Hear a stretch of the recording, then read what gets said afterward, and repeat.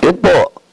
Maliban dun sinasabi ni Chairman Akop kanina, yung violation dun sa dalawa, local government code, eto, may problema pa kayo if proven na indeed more than 50 years in existence sa public plaza at the same time wala kayong clearance from the National Historical Commission. Kaya mas maganda sana nandito si Mayor at saka si Vice para masagot nila. Before we proceed, let me acknowledge the presence of Congressman Kit Flores, Vice Chairperson of the Committee on Suffrage and Electoral Reform, representing 2nd District of Bukidnon. Boss, thank you for coming, boss. Yes, Chairman Akot.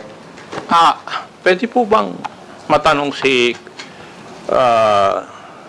Consid Dalangin? Dito po sa report sa akin, kayo po lang ang nag-reject o umayaw dun sa idea o proposal na baguhin yung use ng public plaza ng Bawan, Batangas. Totoo po ba ito? Yes po, Mr. Honor. Pwede ko po bang malaman ano po yung dahilan ninyo? Bakit kayo umaayaw dun sa proposal? Mr. Chair, being honest po, that time po kasi ay wala din po kaming munisipyo noon. I mean, giba din po. So, yung thought po na mawawala din po ang plaza. Kaya po, hindi po talaga po ako noon.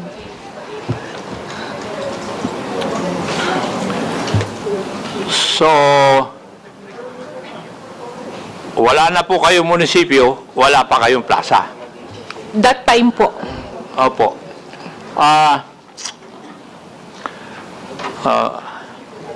Sangguniang Bayan Secretary. Yes. Ano po ang dahilan? Bakit giniba ninyo yung munisipyo po ninyo? Actually po yun ay nagpagawa po ng bagong munisipyong mas malaki. Same. Pero kumuha rin naman po kami ng clearance sa National Historical Commission. Kaya po na-preserve yung passage ng dating munisipyo.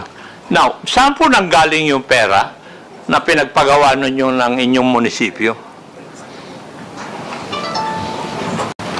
Actually, nag-loan po kami sa DBP. Totoo ba yun o disapprove yung loan ninyo?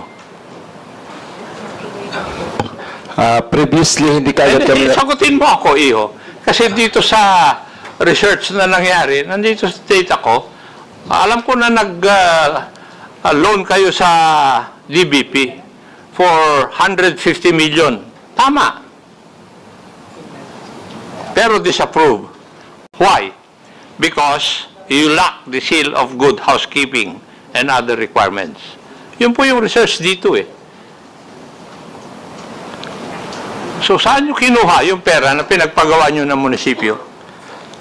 Actually po yun ay na-approve din kasi kami ay naging awardee na rin po ng Seal of Good SLG. Kailan kayo SGLG. nag-take ng loan sa DBP?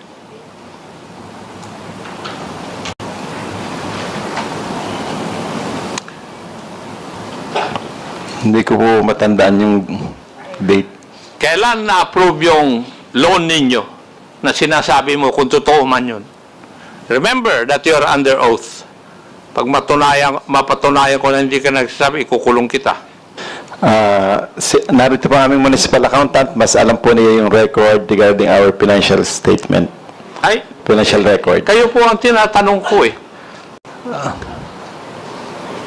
Alam ko po yun ay na-approve. Yung exact date lamang po ang hindi ko maalala. Yung accountant, Your Honor, wait, pwede ka pong, chine-check ko lang po yung record ka pa. Kung ano. COA, did you look into this also? No. No, Your Honor. We just focused on the issues forwarded to the fraud audit team, Your Honor.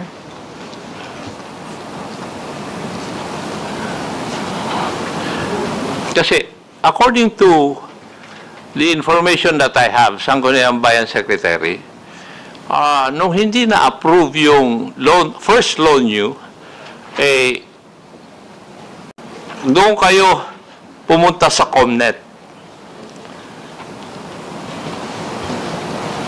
No po, Your Honor.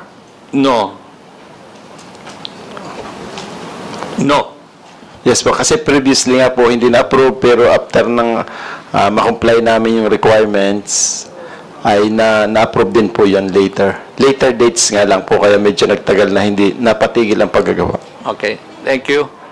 Can you, SB, can you provide this committee yung agreement between COMNET and the local government unit of Bawan, Batangas regarding yung use ng kwan ng yung list ninyo sa pag-list ninyo ng public plaza? Okay po. Ipoprovide po namin. Yes. I do not know if kwan.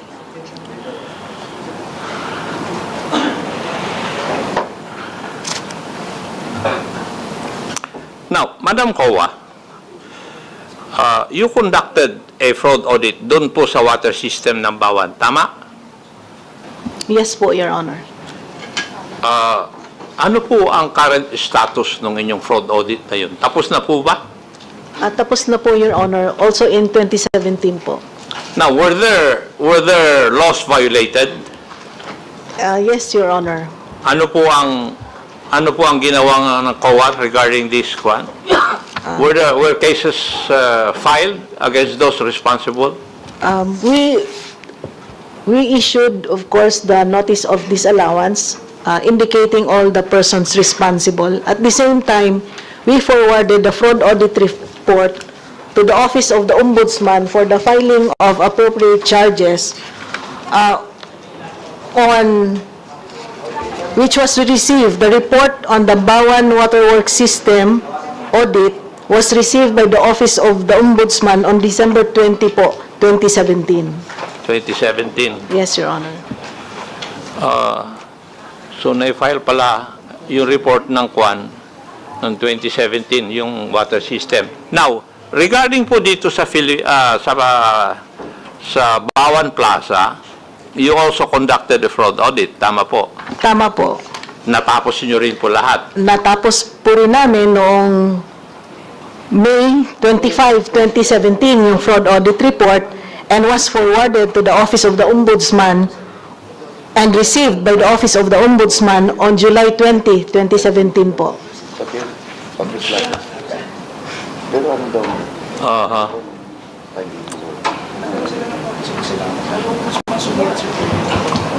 Mr. Chair, since cases were filed insofar as the issue of the Bawan Water Station and the Bawan Plaza were already filed with the Ombudsman, may I move that we write a letter to the Ombudsman asking ano po yung current status ng mga kaso kung meron man na i-file tungkol dito po sa report ng COA regarding these two issues. So, Mr. Chair. Second, Mr. Chair.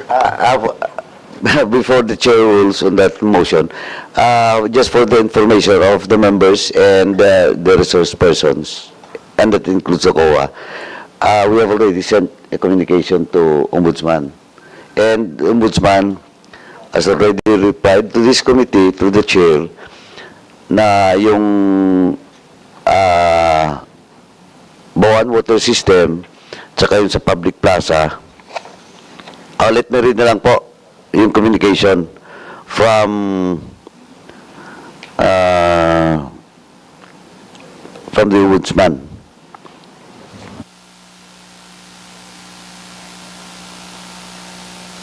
Through email ang pala ito, no?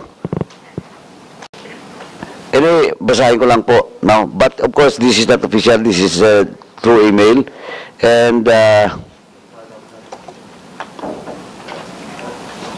Wala nga signatory. Wala ring signatory, but let me read na lang po. And siguro, Chairman Akop will just amend the motion that was made and duly seconded by Rep. Flores. Good day. This is dated, ano bang date nito? Wala. February 5. No? Yung reply ng COA. Good day. This refers to the letter of the Honorable Chairperson, the Committee on Public Accounts, requesting information update on the fraud audit reports forwarded by the Commission on Audit to the Office of the Ombudsman. Said reports involved the lease of public land by the Municipality of Bawan, Batangas, to a private entity.